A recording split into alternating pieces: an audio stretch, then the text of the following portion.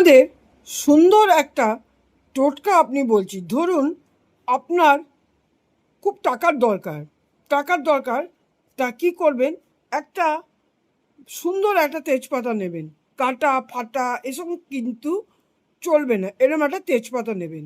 এবার তেজপাতাটার মধ্যে সবুজ পেন দিয়ে, স্কেচ পেন দিয়ে আপনি আপনার মনের বাসনাটা অতি সংক্ষেপে তাড়াতাড়ি করে লিখুন। আর ওটা লিখবেন বর্তমান সময়। যেমন ধরুন আপনার মনে হচ্ছে আপনার টাকার দরকার, বা আপনার বিয়ের দরকার, আমার বিয়ে হয়ে গেছে এবং আমি খুব সুখে সংসার করছি। টাকার দরকার হলে আমি 10,000 টাকা চেয়েছিলাম বা 20,000 টাকা চেয়েছিলাম, আমি পেয়ে গেছি।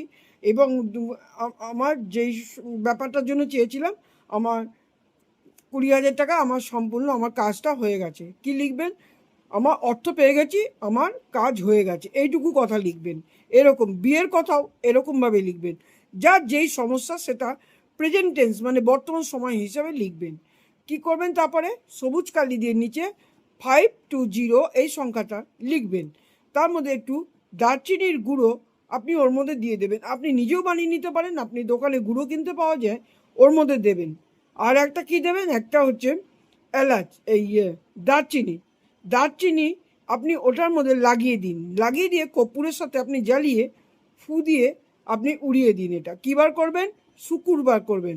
আচ্ছা, এটা 3টে সপ্তাহ, মাসে 3টে করবেন।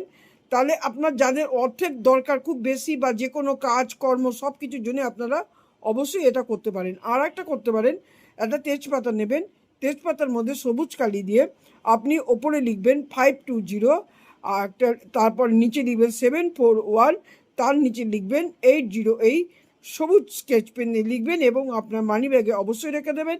একটা আপনার ক্যাশ বাস্কে রেখে দেবেন। দেখবেন এইটা রেখে দিলে আপনার যেই অর্থের প্রয়োজন বা যে কোনো কিছু অর্থেরই প্রয়োজনের জন্য, এটা যদি যেই অর্থের প্রয়োজন সেই অর্থ আপনি অবশ্যই ইনকাম করতে পারছেন, বা অর্থ আপনি যে কোনোভাবে আপনার কাছে আসছে।